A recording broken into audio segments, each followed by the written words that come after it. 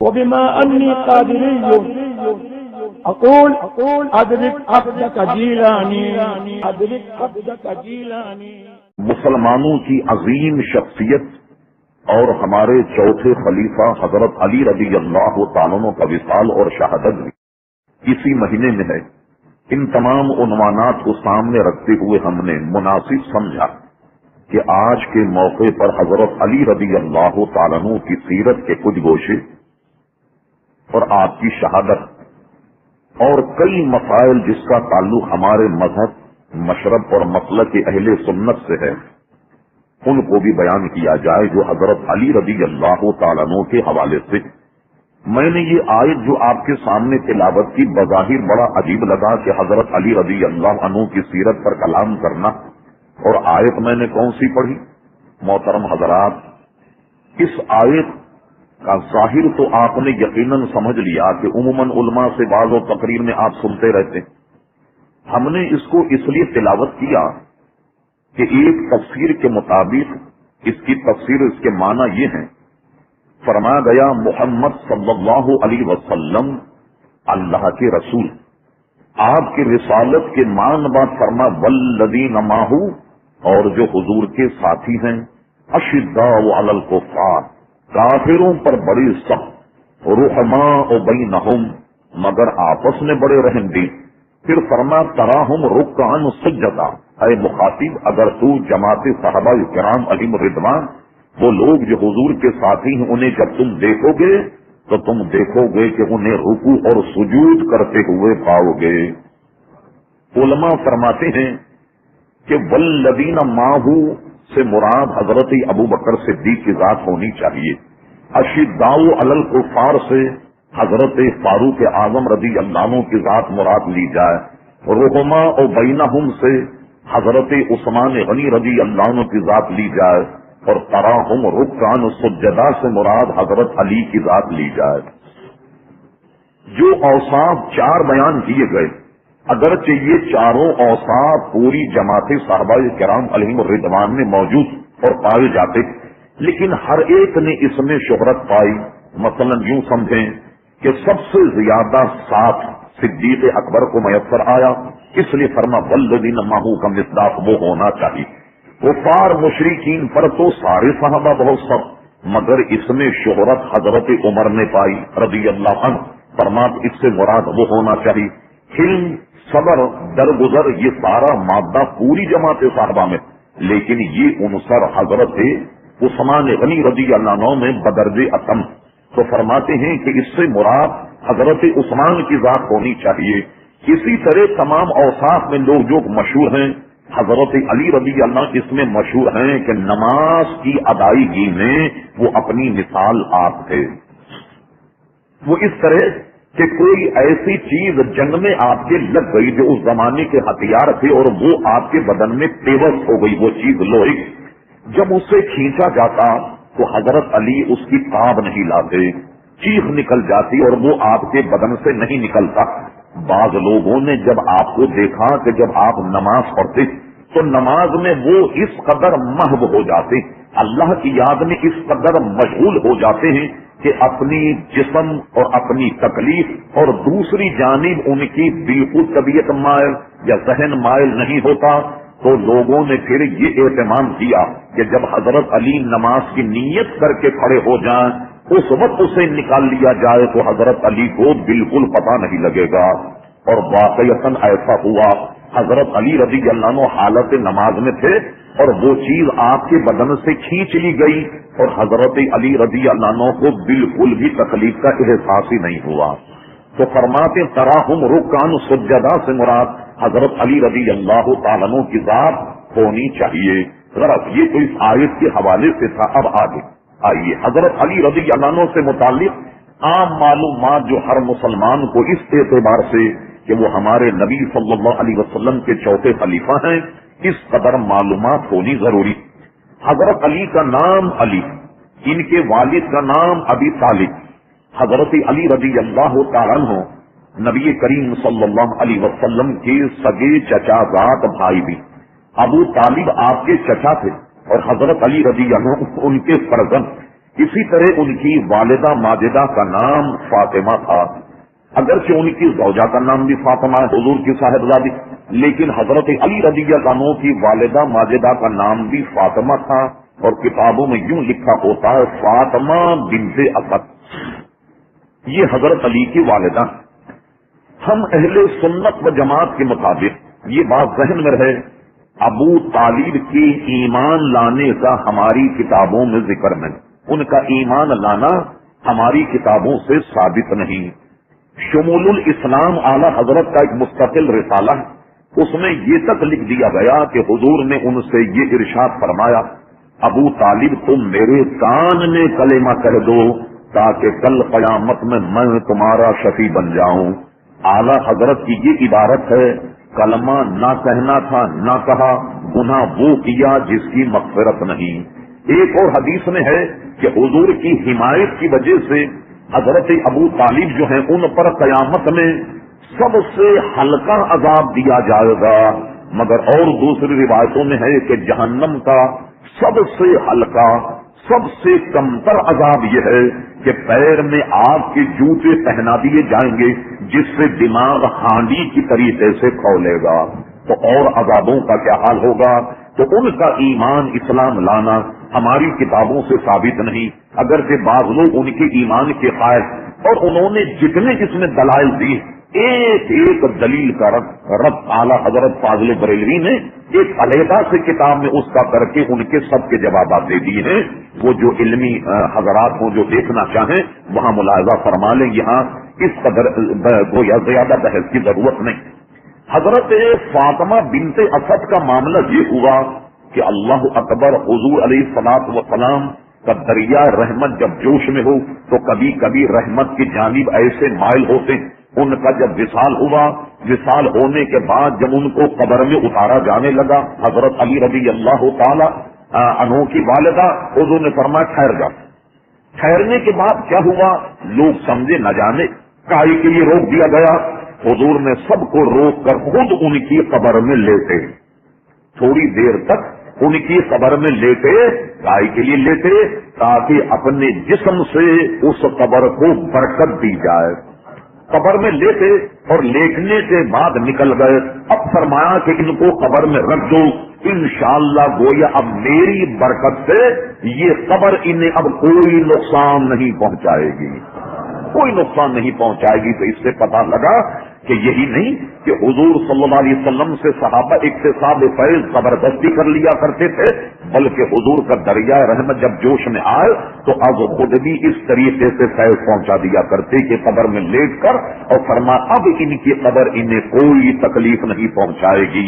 اس سے معلوم ہوا کہ حضور علیہ السلام کا اشارہ ہو جائے تو قبر کوئی تکلیف نہیں پہنچاتی۔ یہ کرم حضور نے حضرت علی رضی اللہ عنہ کی والدہ ماجدہ کے ساتھ کیا، اور مشہور ہے کہ حضرت فاطمہ بنت اسد یہ اسلام لے آئی اور اس میں کوئی اختلاف نہیں۔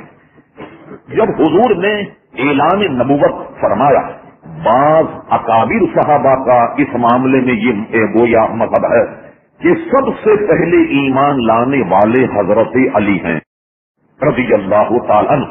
اس میں ایک بحث چلی، ایک بحث تو یہ چلی کہ سب سے پہلے ایمان لانے والوں میں حضرت زید ابن حارثہ جو حضور علیہ الصلوۃ والسلام کے غلام، اور ایک حدیث یہ ہے کہ سب سے پہلے ایمان لانے والی حضرت خدیجۃ الکبریٰ۔ یہ بات یوں سمجھ میں آتی کہ ظاہر ہے کہ حضور پر جب سب سے پہلی وحی آئی تو سب سے پہلی وحی آنے کے بعد حضور کا سب سے پہلے جو سابقہ اور معاملہ ہوا وہ ظاہر ہے کہ اپنی زوجہ کے ساتھ ہوا کہ جب حضور پر وحی آئی حضرت خدیجۃ الکبریٰ آپ کو ورقہ ابن نوفل کے پاس لے گئی کہ میرے شوہر یہ کہتے کہ ایک فرشتہ میرے پاس آیا جس کا نام جبریل تھا، کہتے ہیں ورقہ بہت زیادہ عمر رسیدہ تھے کہ ان کی پلکیں جو ہیں وہ بالکل ڈھلک گئی۔ ورقہ ابن نوفل جب جبریل امی کا نام سنا تو انہوں نے اپنی پلکوں کو ایسے اٹھایا، اٹھانے کے بعد حضور کا دیدار کیا، فرما جبریل یہ تو وہ فرشتہ ہے جو موسیٰ پر آیا کرتا، یہ تو وہ فرشتہ ہے جو عیسیٰ علیہ السلام پر آیا کرتا تھا۔ وہ سمجھ گئے کہ آپ اللہ کے نبی ہیں، اور بعض علماء نے کہا چونکہ اس کی تصدیق کر دی اس لیے ورقہ ابن نوفل کو بھی حضور کے صحابہ میں شمار کیا گیا۔ ایک اور حدیث ایک ام المومنین بیان کرتی ہیں حضور سے کہ میں نے ورقہ ابن نوفل کو سفید کپڑوں میں خواب میں دیکھا، تو حضور نے فرمایا ورقہ ابن نوفل کو اگر تم نے سفید کپڑوں میں خواب میں دیکھا تو وہ جنتی ہے۔ اسی لیے جو خواب کی تعبیر کا علم رکھنے والے لوگ ہیں یہ تعبیر اسی طرح کرتے ہیں کہ کوئی آدمی اپنے مرحوم کو اگر خواب میں سفید کپڑے پہنا ہوا دیکھے تو یہ تعبیر ہے کہ اللہ نے اس پر رحم فرما دیا اور وہ گویا جنتی ہے۔ لمبی بحث ہے اس میں ہم نہیں پڑھنا چاہتے، غرض کہ سب سے پہلا جو سابقہ حضور کا پڑھا ظاہر اپنی شریک حیات کے ساتھ تو حضرت خدیجہ کبریٰ جو ہیں وہ سب سے پہلے ایمان لائیں، اور سب میں مشہور روایت یہ ہے جس پر تمام لوگوں کا تقریباً اتفاق وہ یہ ہے کہ حضرت صدیق اکبر رضی اللہ عنہ سب سے پہلے ایمان لائے۔ اب بہت سارے حضرات جو اس نشیب و فراز کو نہیں جانتے وہ کہتے ہیں یہ بڑی عجیب بات ہے کہ وہ پہلے وہ ایمان لا پہلے وہ ایمان لا، ارے بھائی ایک ہی تو ہوگا۔ ہمارے امام اعظم ابو حنیفہ رضی اللہ عنہ رب کریم ان کی خبر کو رحمت و رضوان کے پھولوں سے بھر دے، فرمائے چاروں باتیں بالکل درست ہیں، کوئی اختلاف ہی نہیں۔ کہا کیسے اختلاف نہیں، چاروں میں یہ اختلاف ہے، پہلے وہ ایمان لا پہلے وہ لا۔ فرما سنو یوں تطبیق کی جا سکتی ہے کہ کوئی پوچھے کہ جوان مردوں میں سب سے پہلے ایمان کون لائے، وہ ابو بکر صدیق۔ بھائی بچوں میں سب سے پہلے ایمان کون لائے، وہ حضرت علی۔ عورتوں میں سب سے پہلے ایمان کون لائے، وہ خدیجہ الکبریٰ۔ غلاموں میں سب سے پہلے ایمان کون لائے، وہ زید ابن حارثہ۔ لہذا بات بالکل درست ہو گئی۔ اب رہی صاحب حضرت علی جب ایمان لائے، ایک قول یہ ہے کہ ان کی عمر 8 برس، ایک قول یہ ہے کہ ان کی عمر 9 برس، اور ایک قول جو مشہور ہے وہ یہ کہ حضرت علی رضی اللہ عنہ کی عمر شریفہ اس وقت 10 برس کی تھی، جبکہ اس زمانے میں حضرت صدیق اکبر رضی اللہ عنہ جوان تھے۔ غرض کہ سب سے پہلے ایمان لانے والوں میں یوں اس تعریف سے حضرت علی رضی اللہ تعالی عنہ کا نام لیا جاتا ہے۔ کہیں آپ لکھا ہوا پڑھیں کہ سب سے پہلے ایمان حضرت علی لائے تو کہیں آپ کے ذہن میں یہ خلفشار نہ آئے کہ مولوی کو آج تک ہم سے یہ کہتے رہے کہ سب سے پہلے حضرت ابو بکر صدیق ایمان لائے، تو یہ خاکہ آپ کے ذہن میں رہے۔ اب آئیے حضرت علی رضی اللہ تعالی عنہ 10 برس کی عمر میں اوائل ہی میں ایمان لے آئے۔ اب ان کی وہ فضیلتیں جن میں اور صحابہ کرام بمشکل سے ہی کوئی شریک ہیں، وہ یہ ہے کہ حضرت علی رضی اللہ تعالیٰ عنہ سے نبی کریم علیہ السلام نے اپنی سب سے پسندیدہ صاحبزادی جس سے بہت زیادہ محبت فرماتے تھے حضرت فاطمہ رضی اللہ تعالی عنہا کا نکاح حضرت علی سے فرمایا۔ اہل سنت و جماعت کا یہ ایمان اور عقیدہ ہے کہ حضور کی صاحبزادیاں 4 ہیں۔ بعض لوگ جو کہتے ہیں کہ حضور کی ایک صاحبزادی، کیونکہ اگر ایک مان لی جائے تو ان کا کام آسان ہو جائے گا، اور اگر 4 مانی جائیں تو ان کا کام مشکل ہو جائے گا۔ اگر حضور کی 4 صاحبزادیاں مانی جائیں تو 2 ماننا پڑے گا کہ حضرت عثمان کے نکاح میں، اور وہ لوگ کہ جو 4 صاحبزادیوں کے قائل نہیں وہ حضرت عثمان رضی اللہ عنہ پر جب تک تبرہ نہ کر لیں ان کا کھانا ہضم نہیں ہوتا۔ اب کیا کیا جائے؟ شیخ محقق شاہ عبدالحق محدث دہلوی رحمۃ اللہ علیہ کی تحقیق یہ تو آپ سب جانتے ہیں کہ 2 صاحبزادیاں حضرت رقیہ حضرت ام کلثوم یہ حضور کے نکاح میں، حضرت عثمان غنی کے نکاح میں، حضرت عثمان غنی کے نکاح میں یہ کہ دیگر ان کا وصال ہوا، ان کے وصال پر حضور علیہ السلام نے فرمایا جب دوسری صاحبزادی ان کے نکاح میں دی تو فرمایا عثمان اگر تمہارے اس نبی کی 40 بیٹیاں ہوتی اور وہ یہ کے بعد دیگر انتقال کرتی رہتی تو میں 40 کے 40 تم سے دیا دیتا۔ اور علماء فرماتے دنیا میں جب سے دنیا معرض وجود میں آئی حضور کی بعثت تک کوئی خوش نصیب ایسا نہیں گزرا کہ ایک نبی کی 2 بیٹیاں اس کے نکاح میں ہو بجود حضرت عثمان کے۔ اہل سنت فرماتے ہیں نور کی سرکار سے پایا دوشالہ نور کا، او مبارک تم کو ذو نورین جوڑا نور کا، یہ ایسا نور کا جوڑا حضرت عثمان کے نکاح میں تھا۔ غرض یہ کہ 2 تو ان کے نکاح میں۔ شیخ محقق کی تحقیق یہ ہے سب سے بڑی صاحبزادی حضرت زینب نام تھا ان کا نکاح حضرت ابو العاص سے ہوا، اور حضرت ابو العاص کا مختصر تعارف یہ ہے کہ جب جنگ بدر ہوئی تو خود حضور کے داماد دوسروں کی فوج میں تھے اور بعد میں وہ ایمان لائے، उनसे एक साहिबजादी भी है। किताब सलात मिशका शरीफ में उनकी साहिबजादी का तस्करा भी मौजूद है, जो हजरत ज़ैनब के बदन से है, और अबुल आस जो है वो उनके वालिद हैं, और वो उनका नाम था उमामा। मिशकात में ज़िम्नन ये हदीस आई कि हुजूर ने दौरान नमाज एक बच्ची को अपनी गोद में ले लिया, और वो उमामा थी। ये उमामा हुजूर अलैहिस्सलाम की नवासी थी, जो हजरत अबुल आस से और अपनी बेटी हजरत ज़ैनब के बदन से थी। अब इसमें जो लोग कहते हैं कि एक ही बेटी है, हमारे नजदीक वो मुनकिर कुरान, वो कुरान का मुनकिर है। सुनिए मतन कुरान क्या कहता है। सुभान अल्लाह। इरशाद बारी ताला हुआ, या अय्युहन नबिय्यु कुल ली अज़वाजिका व बनातिका, ऐ नबी अलैहिस्सलाम तुम अपनी तमाम बीवियों से कह दो, वो बनातिका अपनी तमाम बेटियों से कह दो। अगर हुजूर की एक बेटी होती तो कुरान की आयत ये होती, कुल ली अज़वाजिका व बिन्तिका, अपनी तमाम ज़ौजात जो अज़वाज है उनसे कह दीजिए, और अपनी एक बेटी से कह दें। जब कुरान कहता वो बनातिका, मालूम हुआ कि हुजूर की बेटी नहीं बल्कि बेटियां थी। अब फजीलत ये अपनी जगह, तो ये सारी तीनों साहिबजादियां उस वक्त पैदा हुई जब हुजूर ने ऐलान नबुव्वत नहीं फरमाया। एक कौल ये, ऐलान नबुव्वत के बाद जो साहिबजादी पैदा हुई वो हजरत फातिमा है। ये फजीलत दूसरी साहिबजादियों में है। और हजरत अली रज़ी अल्लाह अन्हु से हुजूर अलैहिस्सलाम ने उनका निकाह फरमाया, और निकाह फरमाने के बाद एक रिवायत में हमने पढ़ा हुजूर अलैहिस्सलाम ने निहायत सादा निकाह, अब मुख्तसर किस्म का जहेज, अगर आज वो जहेज दे दिया जाए जो हुजूर ने अपनी साहिबजादी को दिया, अरे साहब गोलियां चल जाएं, कई लोगों का कत्ल हो जाए, और लोग कहें क्या हम ही रह गए थे मजाक के लिए कि एक मटका, एक चारपाई और जनाब एक आध रजाई और क्या तुमने दे दिया हमें। तो वो जहेज मुख्तसर था, हुजूर ने अपनी साहिबजादी को दिया, और उसके बाद एक प्याले में पानी लिया, पानी लेके उस पर दम किया। दम करने के बाद दोनों मियां बीवी पर पानी का छिड़काव करके हुजूर ने फरमाया, मैंने तुम्हारी नस्लों को शैतान के मकरो कैद से बचा लिया, शैतान के मकरो कैद से तुम्हें बचा दिया। ये हुजूर ने पानी लेकर दम करके और जनाब उन पर छिड़काव कर दिया। अब हजरत अली रज़ी अल्लाह अन्हु की दूसरी जिंदगी का आगाज होता। हजरत अली रज़ी अल्लाह अन्हु में वैसे तो कई फजीलतें मौजूद हैं, चंद उसने की ये हैं। सिवाय ग़ज़वे तबूक के हजरत अली ने तमाम ग़ज़वों में शिरकत फरमाई, और वो वाक़या हदीस में यूं है कि आपने फरमा, अली हम जा रहे हैं ग़ज़वे तबूक में, और तुम घर बार की बच्चों की और मदीने मुनव्वरा की निगरानी करो। यानी एक तरह से उन्हें जंग से वापसी तक अपना मुख्तसर वक्त के लिए अपना खलीफा मुतय्यन किया, तुम नियाबत में रहो। उस जमाने में जब कोई ग़ज़वा या जंग होती तो ये सहाबा का ईमान और उनकी हरारत, हर शख्स उसमें जाने का मुतमन्नी होता, कहीं ऐसा न हम इस सवाब से बच जाए, महरूम रह जाए।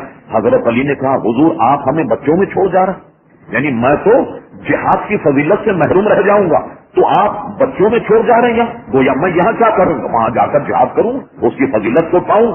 हुजूर ने फरमाया, नहीं, तुम यहाँ बाल बच्चों की निगरानी करो, अहले खाना की निगरानी करो। अली क्या तुम इस बात पर राजी नहीं हो कि तुम्हारा मकाम मेरे नजदीक ऐसा है जैसे कि मूसा अलैहिस्सलाम के जमाने में हजरत हारून का मकाम, तुम मेरे नजदीक ऐसे हो जैसे मूसा अलैहिस्सलाम के भाई हजरत हारून हैं, तो तुम हजरत हारून अलैहिस्सलाम की तरह मेरे साथी हो। मगर सुनो, फर्क ये है कि वो नबी थे और तुम नबी नहीं हो। क्या समझे आप? ये जो अहमकाना एक शोशा छोड़ दिया गया कि हुजूर की इताअत करने में भी आदमी नबी बन जाता है, हुजूर की फरमा बरदारी से भी आदमी नबी बन जाता है। मिर्जा ने ये कहा कि जिल्ली नबुव्वत यही तो है, बिरोजी नबुव्वत यही तो है। मुझे बताइए, इस कायनात में ईमान से कहिए सबसे बढ़कर सिद्दीक़ अकबर से बढ़कर कोई मुती फरमा बरदार है? हजरत फारूक आजम से बढ़कर इस दुनिया में कोई मुती फरमा बरदार है? हजरत उस्मान से बढ़कर कोई फरमा बरदार है? हजरत अली से बढ़कर कोई फरमा बरदार है? अगर नबी होते तो ये होते। क्यों? लेकिन उन्होंने फरमा, ना नबी आबादी, मेरे बाद क्योंकि कोई नबी नहीं, लेकिन तुम मेरे दरबार में ऐसे हो जैसे कि हजरत हारून अलैहिस्सलाम मूसा अलैहिस्सलाम के दरबार में है। ये कलेमा जब हजरत अली से कहा हुजूर ने, तो उनको एक बड़ी तमानियत और एक खुशी महसूस हुई, और ग़ज़वे तबूक से लौटने तक तमाम तर जिम्मेदारी हजरत अली रज़ी अल्लाह अन्हु पर रही। بظاہر ایک یہ فضیلت، ایک تو یہ کہ حضور کے داماد، اور ان کو اگر یوں کہا جائے کہ ایک فضیلت تو یہ کہ حضور کے داماد، اور ایک فضیلت یہ کہ امام حسن کے والد، ایک فضیلت یہ کہ امام حسین کے والد، یہ بھی فضیلتیں اپنی اپنی جگہ موجود ہیں۔ اب آئیے حضور علیہ الصلوۃ والسلام، یہودیوں کے ساتھ آپ کی بڑی مارکۃ العرا جنگ تھی جو غزوہ خیبر کہلاتا۔ حضور غزوہ خیبر کے لیے تشریف لے، حضرت علی بھی ان میں ساتھ۔ اس زمانے میں بھاری بھرکم قسم کے ہتھیار نہیں ہوتے، جیسے توپ یا گولا کہ کوئی بڑی دیوار کو گرا دیں، یا کوئی ایسی آڑ سامنے آ جائے تو اس کو تباہ کر دیں، ایسا کوئی ہتھیار نہیں تھا۔ ہتھیاروں کی قسمیں یہی دو تین تھی۔ ایک تو مسلمانوں کا ہتھیار سواری کے اعتبار سے سب سے بہترین گھوڑا، اور اس کے بعد اونٹ۔ سامان حرب میں تلوار، نیزہ، برچھی اور جناب زیادہ سے زیادہ تیر کمان یہی ہوتے۔ بچنے کے اوزار کیا ہیں؟ لوہے کے خول ہوا کرتے تھے، ہاتھ میں چڑھانے، بدن میں پہننے کے، اور جناب سر پر رکھنے کے، تاکہ کوئی حملہ کرے تو اس سے بچا جائے۔ جب یہودیوں کا معاملہ مسلمانوں سے پڑا اور مسلمانوں نے تابڑ توڑ حملے کیے، یہودیوں نے کیا کیا کہ ان کے حملوں کی تاب نہ لا کر کے جب دیکھا کہ ہم شکست کھانے والے ہیں تو خیبر کا پھاٹک انہوں نے بند کر دیا۔ جب بار بار یہی کرتے کئی حملے مسلمانوں کے ناکام کر دیے، اور یہ مسلمانوں کے لیے بہت غیرت کا مقام تھا کہ ایک امت جو یہودیوں سے لڑ رہی اور اس کا نبی اس کے ساتھ، ان کے نبی ان کے ساتھ، اور فتح و نصرت نہیں ہو رہی۔ ایک دن ہمارے آقا نے فرمایا، اے میرے غلاموں، کل میں ایسے کے ہاتھ میں علم دوں گا کہ جس کے ہاتھ پر اللہ نے فتح و نصرت لکھ دی، اور وہ ایسا شخص ہوگا کہ اللہ اس سے محبت کرتا، وہ اللہ سے محبت کرتا، رسول اس سے محبت کرتا، اور وہ رسول سے محبت کرتا، ایسے شخص کو میں علم دوں گا۔ یہ اعلان تھا کہ صحابہ کرام علیہم رضوان نے یہ نہیں کہ اس بات میں بے چینی پھیلی کہ کریڈٹ کون لے جائے گا، نہیں، ہر آدمی تیار تھا کہ شاید یہ شرف مجھے ملے، شاید حضور کی نظر کرم مجھ پر ہو جائے۔ دیجیے صاحب، صبح صحابہ جمع ہونا شروع ہو گئے، سب آ گئے، حضرت علی موجود نہیں۔ حضور نے فرمایا، علی کہا رضی اللہ تعالیٰ عنہ۔ انہوں نے کہا حضور ان کی تو آنکھ میں مرض ہو گیا، وہ تو آشوب چشمے مبتلا، وہ تو بیمار۔ فرما انہیں بلاؤ۔ حضرت علی کو بلایا، لوگ جان گئے کہ فاتح خیبر حضرت علی ہوں گے۔ یہ صاحب حضرت علی کو بلایا، کہا حضور میری تو آنکھوں میں آشوب چشم ہے، گویا بیمار ہوں میں۔ حضور نے اپنا لعاب دہن حضرت علی کی آنکھ میں لگا دیا، دونوں آنکھوں میں لگا دیا۔ وہ اسی وقت بھلے ہو گئے، بلکہ امام جلال الدین سیوطی نے تو یہ تک لکھ دیا کہ ساری زندگی کبھی آنکھوں میں کوئی مرض ہی پیدا نہیں، پوری زندگی کوئی مرض پیدا نہیں ہوا، اور وہ آنن فانن بھلے چنگے ہو گئے، اور آپ نے ان کو جھنڈا دیا، جیسا کہ فرمایا کہ اللہ نے اس کے ہاتھ پر فتح و نصرت لکھ دی۔ اب کی مرتبے جب یہودیوں پر حملہ بولا، انہوں نے وہی حرکت کی کہ جب دیکھا کہ مقابلے کی تاب نہیں، سب اندر گھس گئے اور پھاٹک بند کر کے بیٹھ گئے۔ اب مسلمان سینکڑوں پھاٹک پر تیر برسائیں، گولیاں تو تھی نہیں، جناب نیزے برسائیں، کوئی ہوتا ہی نہیں تھا اتنا مضبوط پھاٹک۔ سبحان اللہ، روایت میں ہے حضرت علی رضی اللہ تعالیٰ عنہ اس کی جانی پشت کر کے کھڑے ہوئے اور پورے پھاٹک کو اپنی قوت کے ساتھ اپنی پشت پر لے لیا، یعنی گیٹ جو اس کی جو فصیل اور دیوار، اس سے حضرت علی نے اسے اکھیڑ لیا، اور اکھیڑنے کے بعد امام جلال الدین سیوطی کے بقول ایسی ترتیب سے رکھ کر اور اس کے نیچے بیٹھ گئے کہ ساری فوج جو ہے وہ پھاٹک کے اوپر سے گزر کر قلعے میں پہنچ گئی، اور آنن فانن یہودیوں کو تہس نہس کر دیا۔ ایک پوری فوج کا مقابلہ جب حضرت علی سے ہوا، انہوں نے دیکھا کہ یہ شخص جو ہے اس نے تو فتح کر لیا۔ جب پوری فوج ان کی طرف مائل ہوئی تو اتنا بڑا پھاٹک جو تھا، حضرت علی نے اس کو ڈھال کے طور پہ استعمال کیا۔ اب بتاؤ اتنی بڑی ڈھال سے آگے کون آتا؟ یہ آنن فانن میں خیبر کا قلعہ فتح ہو گیا۔ دو روایتیں موجود ہیں طبرانی۔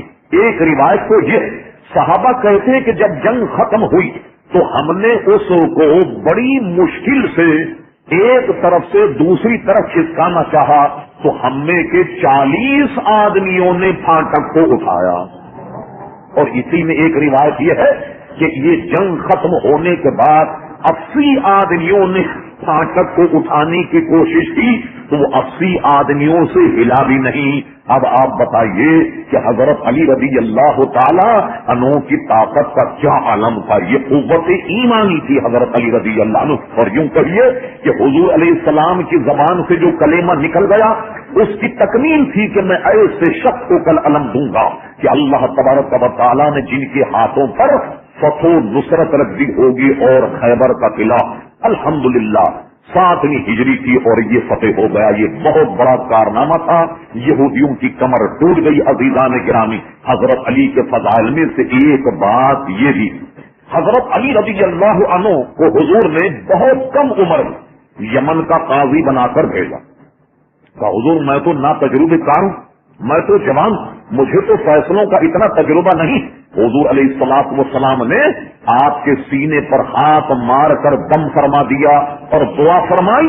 حضرت علی فرماتے جس دن سینے پر ہاتھ پڑا اور دعا اور دم ہوا حضور کا، قسم خدا کی پوری زندگی میں نے جتنے فیصلے کیے ہیں مجھے اپنے فیصلے میں کبھی بھی تردد نہیں ہوا کہ شاید یہ فیصلہ مجھ سے غلط ہو گیا ہو، کبھی بھی تردد نہیں ہوا۔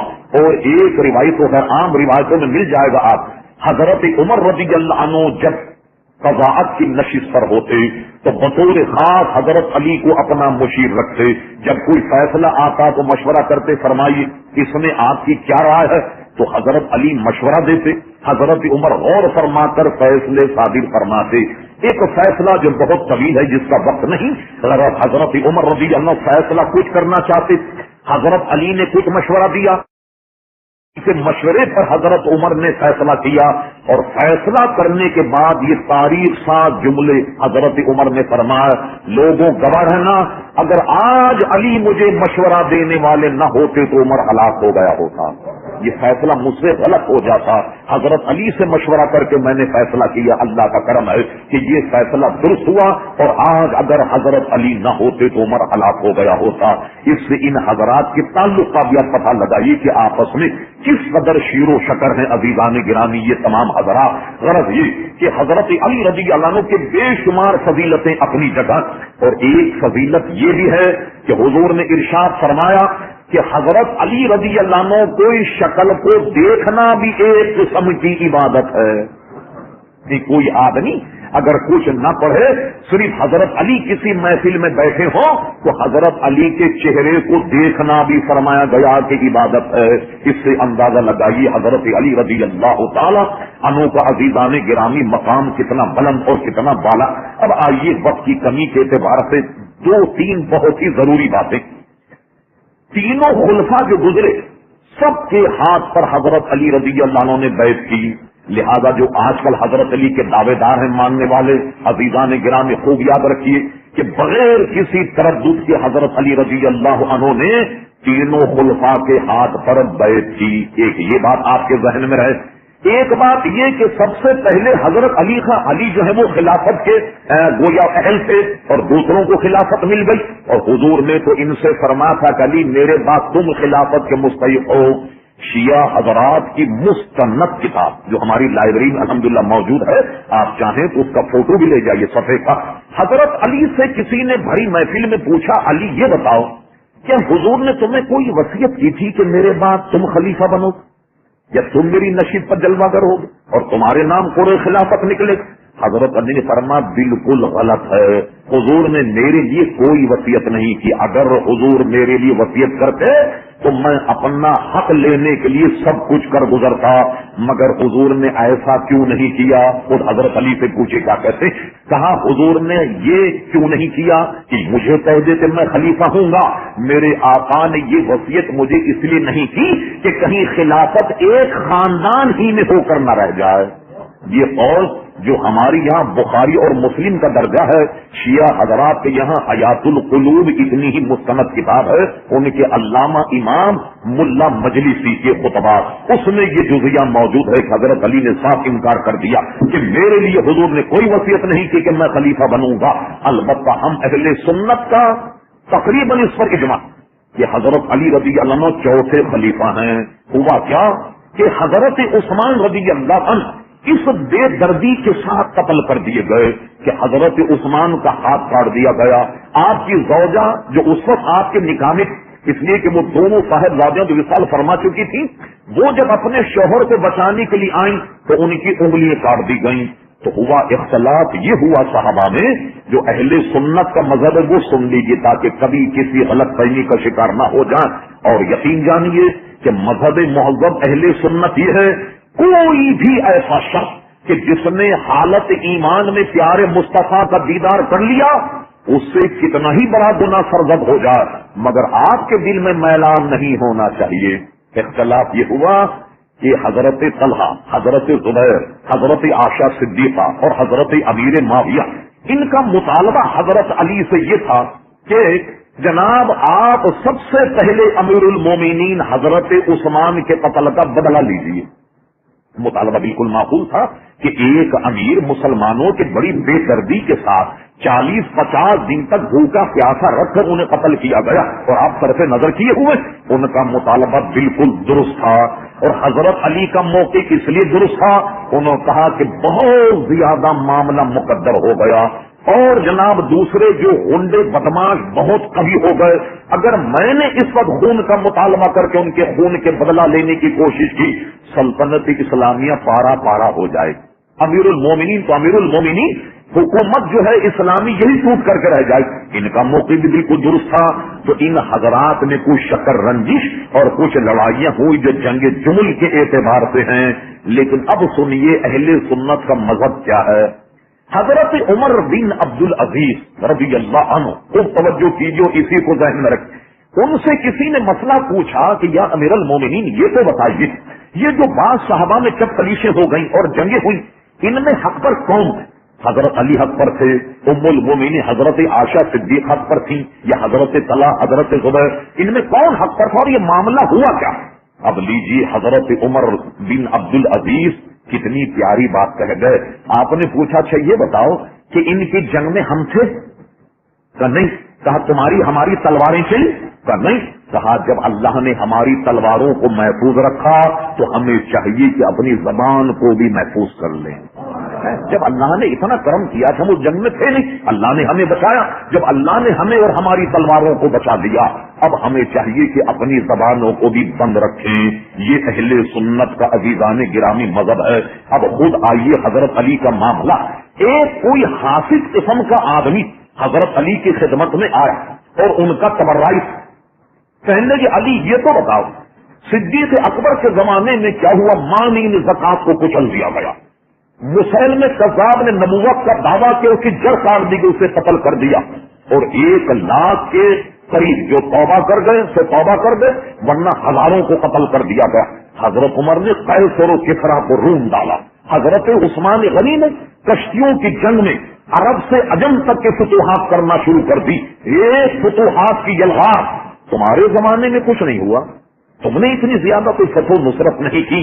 ہو سکتا حضرت علی کچھ اور جواب دیتے ہماری عقل و خرد کے اعتبار. حضرت علی نے بڑی پیاری بات فرمائی، سبحان اللہ. حضرت علی نے فرمایا سنو ہوا کیا.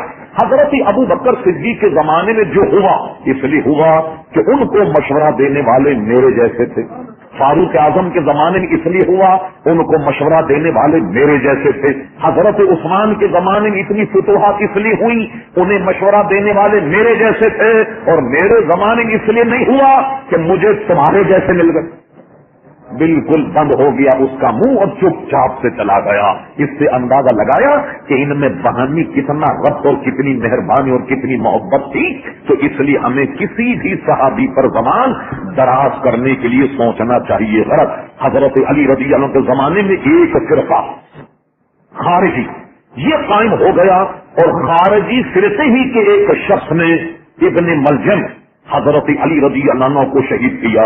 حضرت علی رضی اللہ عنہ اپنے مکان سے مسجد جا رہے تھے نماز فجر ادا کرنے، اور اس زمانے میں تقریباً ان سے پہلے کے خلفاء اور خود حضرت علی کا معمول بھی یہ تھا کہ آپ آواز لگاتے ہوئے جاتے کہ لوگوں چلو نماز کا وقت ہو گیا. این اس وقت میں آپ کے قاتل نے آپ کے سر پر ایسی تلوار ماری کہ تلوار جو ہے وہ بھیجے تک پہنچ گئی. اور مشہور ہے کہ 1 یا 2 دن ایسی حالت میں بھی حضرت علی زندہ رہے. اس کے بعد آپ کا وصال ہوا. آپ کی نماز جنازہ آپ کے بڑے صاحبزادے حضرت امام حسن نے پڑھائی. اب آئیے آپ کے جنازے پر مختلف اقوال. ایک روایت تو یہ ہے کہ آپ کی اولاد نے جو کوفے کا دارالامارہ ان نے آپ کو بڑی حفاظت کے ساتھ دفن کر دیا. ایک روایت یہ ہے کہ جو خارجی اتنے سخت حضرت علی کے خلاف تھے کہ یہ شاید کہیں آپ کے جسم کو کھود کر نکال نہ لیں اور نکالنے کے بعد بے حرمتی نہ کریں، وقتی طور پر دفنا دیا گیا اور پھر ان کو نکال کر کے مدینہ منورہ پہنچا دیا گیا. بعض روایتوں میں ہے کہ کوئی بھی اکابر حضرات میں کسی کا بدن ایک جگہ سے دوسری جگہ منتقل نہیں ہوا بجو صرف حضرت علی کے. ایک روایت یہ ہے کہ حضرت علی کو نکالنے کے بعد اونٹ پر رکھنے کے بعد یہ اونٹ کو لے جایا جا رہا تھا مدینہ منورہ، راستے میں اونٹ کہیں غائب ہو گیا. عراق میں ایک فرقہ ہے، اس کا عقیدہ یہ ہے کہ گویا وہ اونٹ جس پر حضرت علی کا جسم تھا مدینہ شریف لے جا رہے وہ کھو گیا. تو عراق کا ایک فرقہ یہ کہتا کہ حضرت علی بادلوں میں اٹھا لیے گئے. ایک طبقہ تو یہ کہتا، اور ایک روایت یہ ہے کہ حضرت علی رضی اللہ عنہ کا مزار پر انوار نجف اشرف میں ہے، جہاں ہم اور آپ جاتے ہیں.